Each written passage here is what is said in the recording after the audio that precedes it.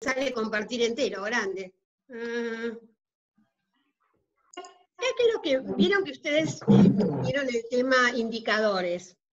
Indicadores con el modelo ecosistémico, que tiende a una ciudad compacta, cohesionada en lo social, diversa en las actividades, con un metabolismo urbano que tiende a minimizar, digamos, los volcamientos o los efluentes que contaminan, y con un paisaje dentro de lo que es la biodiversidad, que mantenga un balance ecológico, si es posible, cero, digamos, que la ciudad respete lo que es la capacidad de carga del entorno, del ambiente en el cual está sentado. Bueno, para que ese modelo sea realidad y no pase como con el dibujo de Abelardo Llosa, lo que tenemos que hacer, ese plan que es tan bonito, ¿sí? Lo que tenemos que hacer es tener unos instrumentos de gestión urbana que sean consistentes con el mismo. Que después esos instrumentos los va a explicar en profundidad Pepo, y los va a explicar en profundidad los instrumentos en sí, Guillermo, ¿sí? Algunos se ha usado en el país, algunos se ha usado en función de una ley, que es una modificación de la Ley de Uso del Suelo de la Provincia de Buenos Aires, que es la 8912, que es la Ley de Acceso Justo al Hábitat, que plantea algunos de estos instrumentos, pero muchos municipios no la han aprobado, pero en algunos sí. Y después hay algunos municipios en particular que han hecho innovaciones en la gestión que son casos paradigmáticos porque, digamos, como en general se opera poco en este tema y no se regula, nos encontramos con ciudades que podrían ser mejores porque el urbanismo y los instrumentos derivados de lograr mejores ciudades, lo que generan son reglas que tienen que tener consenso social para que esto, que es el suelo urbano, que es un bien común, porque en última instancia el suelo es único y la ciudad está asentada en un suelo. Si yo no tengo la mejor gestión posible de ese suelo, estoy deteriorando el bien común más preciado, que es el propio lugar, ¿sí? Deterioro el propio lugar donde estoy viviendo, deterioro mi propio hábitat. Así que vamos a seguir. Entonces, acá conceptos básicos. La ciudad es fruto del trabajo colectivo de una sociedad, ¿no? Nadie es realmente, por eso cuando se habla del derecho a la ciudad, es el derecho de la acción colectiva. Y es fruto de un trabajo colectivo, porque alguien del campo, que viene a hacer trabajo doméstico a la ciudad, en Buenos Aires, por ejemplo, alguien, por eso el derecho de que las personas que vienen del área metropolitana a trabajar a la ciudad se atiendan en los hospitales públicos. El 70% del trabajo de baja calificación, pero también el del trabajo comercial, etcétera, de la ciudad, esta cabecera nuestra, que tiene como 100.000 viviendas desocupadas, más 180.000 viviendas, pero relevadas por el propio gobierno en una comisión, estas personas viajan y se conmutan con el área metropolitana. Entonces, estas personas, al trabajar en la ciudad, hacen a la ciudad, son parte de la ciudad, aunque no vivan en la ciudad. ¿Se entiende? La metrópoli da esos flujos. La persona no habita, pero sí está 8 o 10 horas por día en la ciudad, ¿sí? Y también le aporta el trabajo, su trabajo, ese trabajo que se da en un comercio, que se da en una industria, está aportando a que la ciudad sea, ¿sí? Entonces, la ciudad es fruto de un trabajo colectivo, de quienes habitan y también de quienes trabajan, ¿sí? No solo de quienes habitan, ¿sí? En ella está materializada la historia colectiva de sus habitantes, sus relaciones sociales, políticas, económicas y religiosas. Uno estudia la evolución urbana, o uno estudia, ahora lo que ustedes van a ver, estos desajustes entre lo que dicen las normas y lo que teóricamente, con mayor o menor participación, se estableció en los planes. ¿Por qué se produjo esto? ¿Qué relaciones sociales hicieron que algo que era una aspiración colectiva no se cumpliera? ¿Qué hizo que no se mantuviera el parque de la ciudad?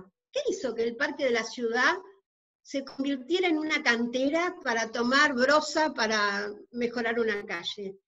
¿Qué hizo que la gente acepte que el balneario desaparezca? ¿O qué hizo que la gente acepte que la costa sea inaccesible, que se privatice la Salamanca para un club privado? ¿Qué hizo? ¿Por qué pasó? ¿Por qué pasó? ¿Cuáles son las relaciones sociales en esta ciudad para que estos fenómenos que en otras ciudades serían imposibles de suceder, sucedan? Si uno no logra explicar esto, no logra después transformar la ciudad. ¿Cómo se va a transformar la ciudad si se producen procesos que en los papeles aparecen como deseables, pero nadie se hace dueño de ese deseo? Nadie es actor del deseo, ¿sí? Es bastante grave, ¿no? Digamos, ¿qué está sucediendo? Que no haya grupos actores de esos deseos de mejora de la ciudad. Entonces, la ciudad es un artefacto que permanentemente distribuye costos y beneficios o pérdidas y ganancias. Si yo estoy en una ciudad como Ginebra, y a mí me dicen que hay un modelo que teóricamente es el que es hoy vigente, me dicen que es el vigente, que todos los bancos tienen que tener edificios de por lo menos, no sé, 50 pisos, y que el modelo es Manhattan, o el modelo es Wall Street, mismo, y entonces yo quiero tener mi Wall Street, y entonces en Catalina es cada vez más alto el edificio, 35, 50, ¿sí? O en mismo alguna zona de Puerto Madero para residencia, que algunos dicen, y hay trabajo de Naciones Unidas, que un edificio residencial de más de 10 pisos es crítico, si hay un problema y ahí tiene que haber evacuación, ¿no? Para oficinas también, pero para residencia es critiquísimo. Pero esto se da. Pero si yo estoy en Ginebra y miro, enfrente del lado Lehmann, no hay ningún edificio que es torre, ¿sí? Es una urbe de primer nivel, y los edificios de los bancos son horizontales, tienen el mismo volumen construido, en edificios de 6 pisos. No era determinante, son sociedades que aceptan estas reglas. Entonces uno tendría que ver, ¿por qué se aceptan estas reglas? Como aquel intendente en San Justo que una vez generando un loteo especulativo que ponía en valor una enorme cantidad de tierra, hace un loteo especulativo como a 1 kilómetro del pueblo, y ese loteo de unas 6 manzanas, con una perforación de agua, imposible de llegar con las cloacas, generando ese kilómetro de especulación futura, teniendo la mitad de la planta urbana loteada. Y yo le pregunto, ¿por qué permitió este loteo? ¿Por qué lo permitieron? Ah, porque esta gente lotea en todos lados, me contesta. Entonces, si nosotros no logramos ser influyentes en la mentalidad de que esa acción política, esa acción de gestión política genera beneficios para muy pocos y pérdidas para todos. Pérdidas para los que compran ahí porque nunca van a tener cloaca, y pérdidas para todos los que están en el medio de ese loteo. Entonces, si no hay una concepción desde la propia gente de que lotear cualquier transformación local urbana es una renta extraordinaria, y esa renta extraordinaria tiene que respetar reglas sociales, y estas reglas sociales son de interés público, porque un lote rural es en hectáreas y un lote urbano es en metro cuadrado. Un lote de hectáreas se mide en 10.000 metros cuadrados y un lote urbano se mide en 1 metro cuadrado. Entonces, si yo ya por ciudades tengo una diferencia de 10.000, y en general las rentas, está comprobado, son una renta de 2.000% solo por abrir calle, para que sea una renta no extraordinaria, sino una renta normal, ¿sí? Se debe exigir, como dicen los códigos de sociedades que tienen esto, tienen establecido cómo se reparten costos y beneficios. Esas sociedades claramente entienden que transformar rural en urbano es una renta extraordinaria. Para que sea una renta normal, en algunos países, en casi todos los europeos, yo tengo sesiones que tienen que ver como una condición para esa transformación de cerca del 60% de la superficie. Por lo tanto, que toman no solo la apertura de calles, sino superficie para equipamiento y superficie para vivienda social, ¿sí? Si no, no se hace la transformación. Sigamos. Igual es rentable, y la renta sigue siendo alta, ¿sí?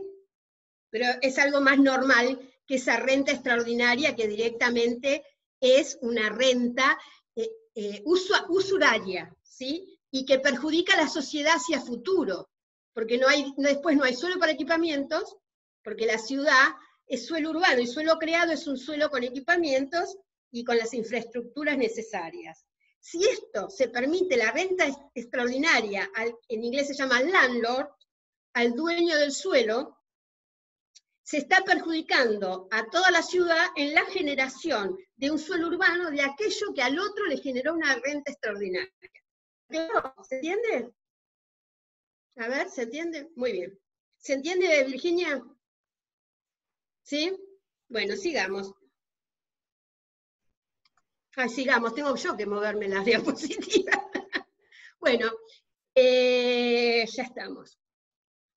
Párrafos claves, ¿no?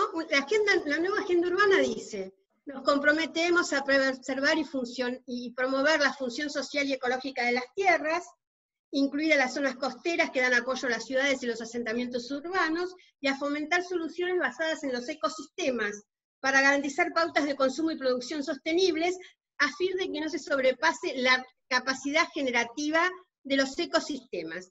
Esto está claro, pero sin embargo, si no hubiese habido un movimiento social fuertísimo, nos estarían estropeando la capacidad regenerativa del río Uruguay a través de los humedales, y la posibilidad de captar agua en la toma de agua de la ciudad con una acción especulativa en ese barrio de la Boca Falsa, ¿sí?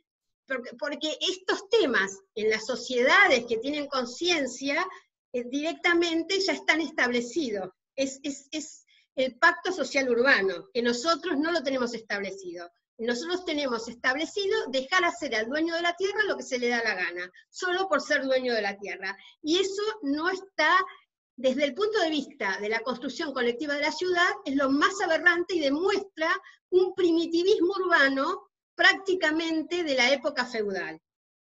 No, en la época feudal no, porque en la época feudal las ciudades tenían acuerdos, prefeudal.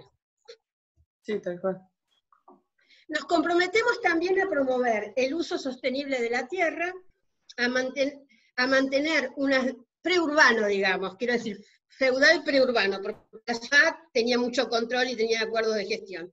Nos comprometemos también a promover el uso sostenible de la tierra, a mantener unas densidades y una compacidad adecuada, al ampliar las zonas urbanas a fin de prevenir y contener el crecimiento urbano incontrolado, y prevenir los cambios innecesarios del uso de las tierras y la pérdida de tierras productivas y de ecosistemas frágiles e importantes. Está buenísimo, esta es la agenda urbana firmada. Bueno. Todo en situación. La forma en que se desarrollan nuestras ciudades condiciona fuertemente la inclusión social. La integración territorial, la sostenibilidad ambiental, la economía urbana y las finanzas públicas. Los patrones de crecimiento urbano y de ocupación del suelo ponen de manifiesto cómo los sectores de nuestra sociedad aprovechan y acceden diferencialmente a los sectores urbanos. El pobre tipo que compra ese lote sin servicios a un precio que ya, con la venta de 10 lotes, el que loteó, ¿sí? O con la venta de 3 lotes, ya recuperó el valor de la tierra, ¿sí? Todo lo demás es usurero. Los patrones, diferencialmente de servicios urbanos, la infraestructura pública, los equipamientos colectivos, el espacio verde y a los variados tipos de movilidad y transporte.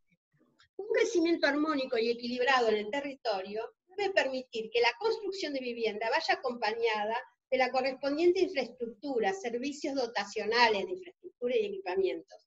Al mismo tiempo significa encontrar una correspondencia entre las posibilidades habitacionales y de trabajo. Esto es lo de la complejidad que plantea Salvador Rueda. No puede aumentarse desorbitadamente la ocupación residencial sin que al propio tiempo lleve emparejado la creación de puestos de trabajo y de actividades económicas. Bueno, entonces, ¿qué nos encontramos? Ciudades donde tengo áreas periféricas con núcleos segregados, ¿sí?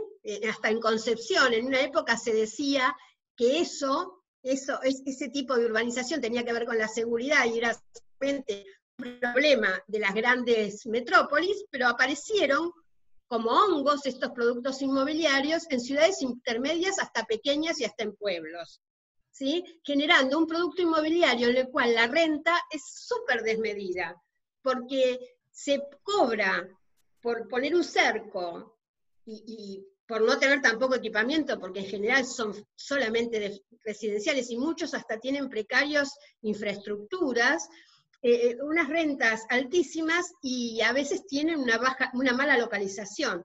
A esto lo llama Raúl Fernández Wagner gasto conspicuo. Tengo un gasto porque es de lujo, porque se dice que es de lujo, es un gasto por publicidad. No tiene que ver realmente con el valor de localización de ese suelo. Tiene que ver con el producto inmobiliario construido y con la publicidad, ¿sí? Hay un área, además muchas veces destruyen, porque compran suelo bajo muy barato, por ejemplo en Nordelta, compran suelo muy bajo, barato, refulan, en ese refulado crean barrios, esos barrios exigen que estas lagunas con las cuales se permitió tener el nivel adecuado del suelo para que no sean inundables, esas lagunas, como no están dentro de un sistema, de tratamiento. Entonces, parte del negocio es también el pago de la administración y los servicios internos, porque no son servicios públicos, son servicios privados de ese consorcio. Entonces, lo que se paga por servicios públicos es una renta permanente para la empresa urbanizadora. Bueno, el área intermedia y el área central, que son tejidos totalmente segmentados. Pues acá lo que se ve, en rojito, es con estos productos inmobiliarios y con este loteo especulativo continuo, ¿sí? Por ejemplo, nosotros tenemos, en 1990, tenemos lo que es metros cuadrados por habitante, ¿sí? Y crecimiento de la población y superficie urbanizada. Si tomamos Paraná, en 1990 tenía 135 metros cuadrados por habitante. En 2001, 168. En 2010, 192 metros cuadrados por habitante, ¿sí? De suelo que pasó de rural a urbano. Población.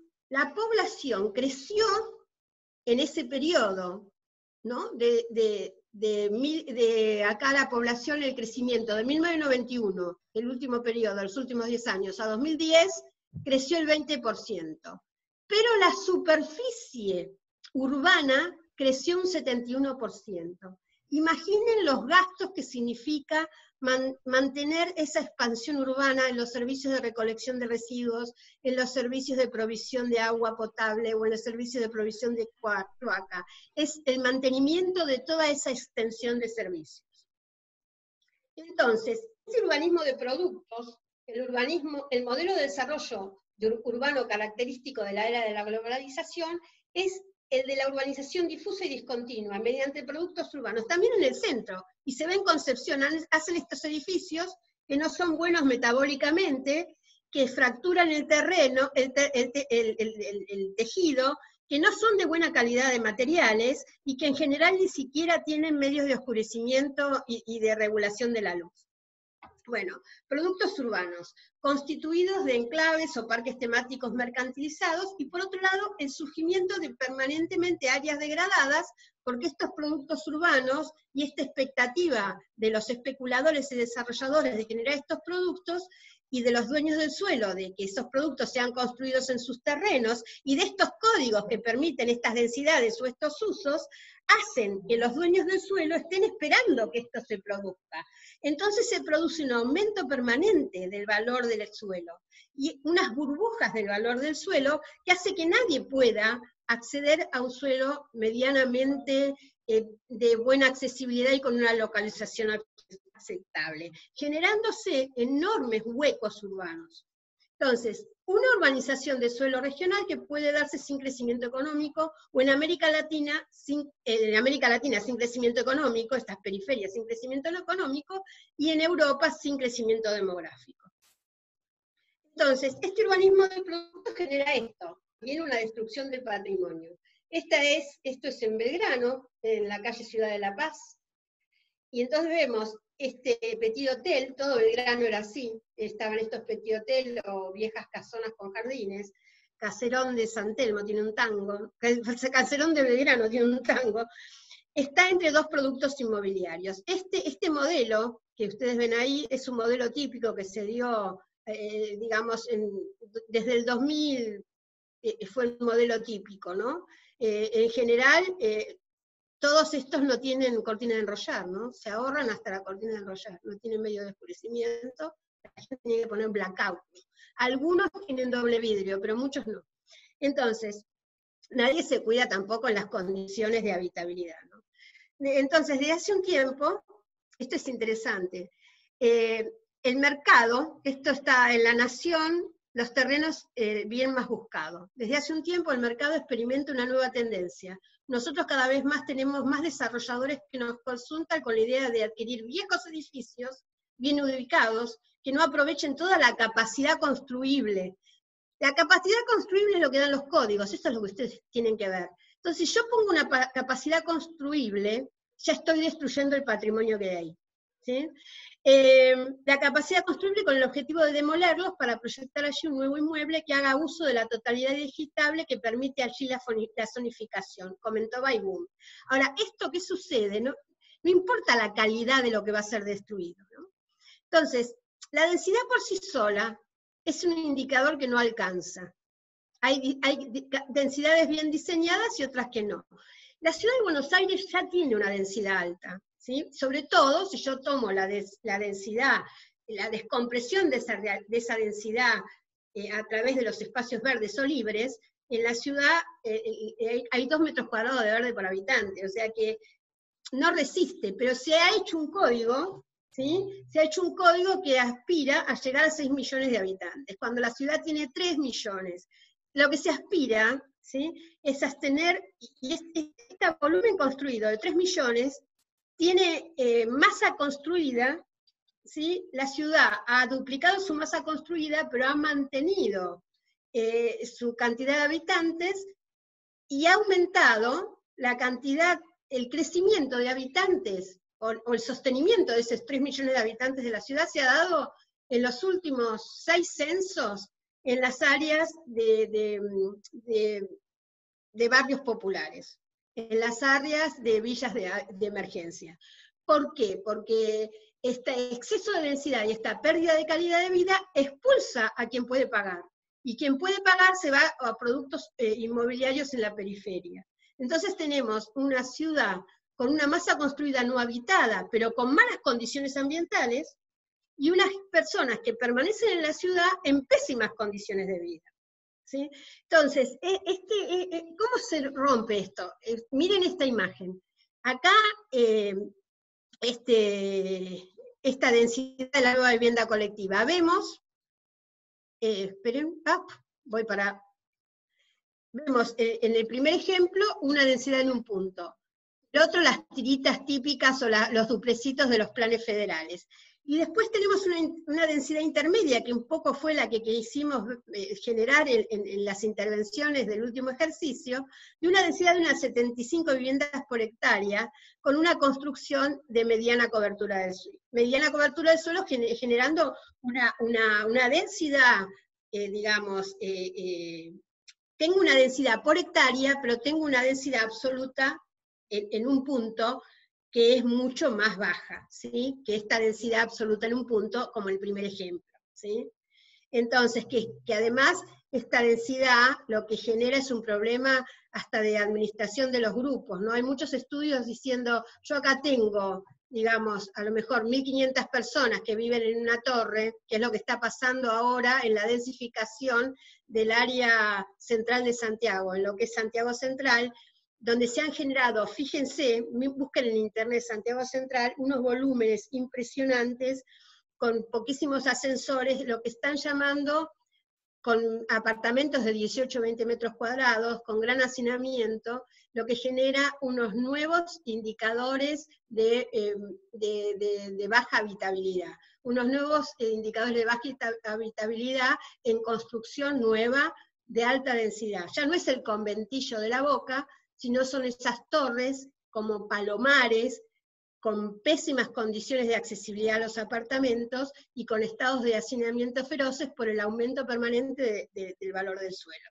Y bueno, esto fue parte también de todas las protestas que desde octubre se produjeron en Santiago de Chile, una ciudad cada vez más excluyente.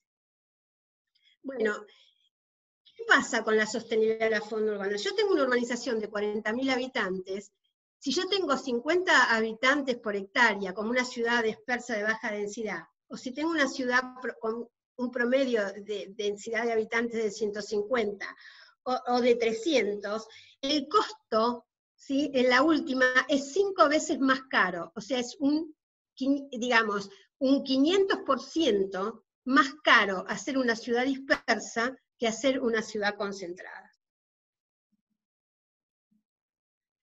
Entonces, acá están nuestros indicadores que ustedes conocen, pero le vamos a dar una revisión y lo vamos a repasar, que es el espacio público de calidad, y qué significa generar una ciudad adecuada, dotación de espacio público para estar, equilibrio entre el espacio construido y el espacio para estar, que es esa compacidad corregida, ¿sí?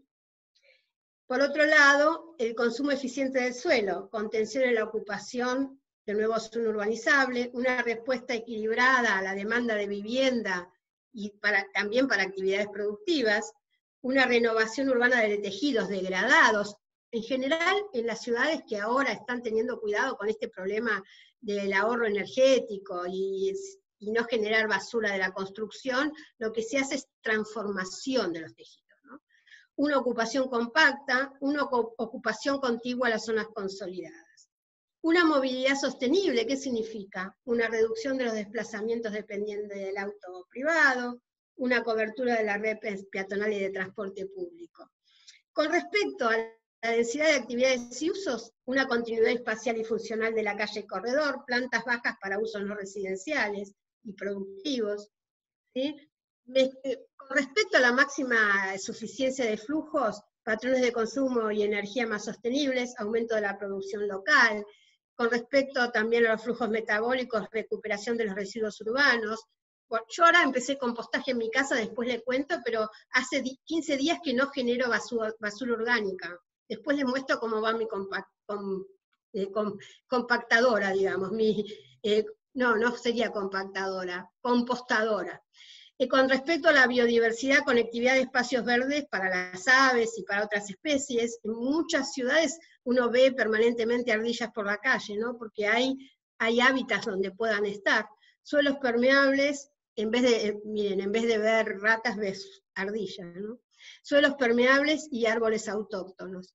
Y con respecto a la cohesión social urbana, diversidad social en contra de la segregación por razones de renta, cultura, edad, y una cobertura de vivienda, empleos y equipamientos básicos, ¿no? Y servicios. ¿Por qué el urbanismo ecosistémico solo es posible con una gestión activa del suelo? Por la naturaleza del precio del suelo. Lo que se negocia en el mercado no son las características físicas del suelo, sino su ubicación, su localización dentro de la ciudad, su emplazamiento dentro de las ventajas que ofrece el suelo urbano. El mercado del suelo es un mercado de localizaciones. El precio está condicionado por lo que sucede en el entorno inmediato, en el barrio, y por su intersección en el contexto más amplio. Es irreproductible la tierra y sus atributos, porque son atributos de localización. Por lo tanto, si yo promuevo el loteo especulativo, le ponen un precio a ese loteo, por eso en la economía clásica, eso sería los costos, las rentas que se producen por poner la marginalidad en producción. A ese terreno marginal le ponen un precio alto, entonces automáticamente los terrenos bien localizados van a subir. Entonces estoy haciendo un daño a toda la sociedad. Entonces acá queda claro el proceso de conformación histórica del suelo. Hay un precio inicial, hay una inversión por el esfuerzo de toda la sociedad, que es cuando se van completando el tejido con construcciones. hay inversión del Estado en obras públicas y después la modificación de las normas urbanísticas. Entonces, las plusvalías, ¿qué es? Es el incremento del valor que experimentan los terrenos a lo largo del proceso de urbanización. Y presentan rasgos específicos. Beneficia de manera diferente a los lotes, dependiendo de su localización, en relación a la fuente de valorización que hemos visto. La fuente de valorización en general no es del propio propietario, es de los otros que construyen y hacen mejoras en sus casas, es ese entorno, más el Estado, más la normativa. Es atribuible a los esfuerzos de la comunidad, especialmente las acciones del sector público. A pesar de ser producidas por el conjunto, son apropiadas privadamente. El Estado municipal en la formación y movimiento del precio del suelo. La acción del Estado genera incrementos en el valor del suelo a través de incorporación de suelo rural al perímetro urbano, cambios de uso del suelo por uno más rentable, incremento de indicadores de ocupación y obras públicas. Entonces acá nosotros hemos hecho con Guillermo, que lo vamos a desarrollar a lo largo de las clases, una tabla en donde decimos compacidad, complejidad, eficiencia, cohesión y gestión de la gobernanza son los grandes ejes del urbanismo ecosistémico, ¿no? Las grandes definidores. Entonces, el ámbito de indicadores, ocupación del suelo. Entonces, para poder incrementar esa ocupación, tasa diferencial progresiva. Espacio público y habitabilidad, cesión de suelo, ser exigentes con la cesión de suelo, movilidad y servicios públicos, cesión de suelo, complejidad urbana, tasa diferencial, espacios verdes, banco de suelo, cesión de suelo. En cuanto al metabolismo urbano, digamos, acá el metabolismo urbano es bastante amplio, por eso lo dejamos un poco vacío, tiene que ver con cómo son los residuos, tiene que ver cómo se aprovecha el agua, tiene que ver con el urbanismo sensible al agua, pero en general tenemos que tener información de inundación y vulnerabilidades, pero también una gestión del suelo que no me degrade con los rellenos de basura en cualquier lado. Cohesión social, banco de suelo. Gestión de gobernanza, la tasa diferencial progresiva. Y al lado nosotros hemos puesto con Guille ahí qué información necesitamos para gestionar esto. Ya se va a cortar. Yo ahora les dejo la presentación, ¿sí? ¿Se entendió? Voy a dejar, así les veo las caras para cerrar. Dejo de compartir, a ver. Sí, ya se va a cortar. Sí, ya se va a cortar. Bueno, ya ahora les mando la presentación, te la mando, Vir, así la repartís, la subo al WhatsApp. Dale. O se la subo a los chicos al WhatsApp, Vale. Bueno, entonces sigue Guillermo con los instrumentos, pero este cuadro lo pueden tener siempre presente. ¿De acuerdo? ¿Quieren hacer una pregunta? ¿Empezamos otra sesión?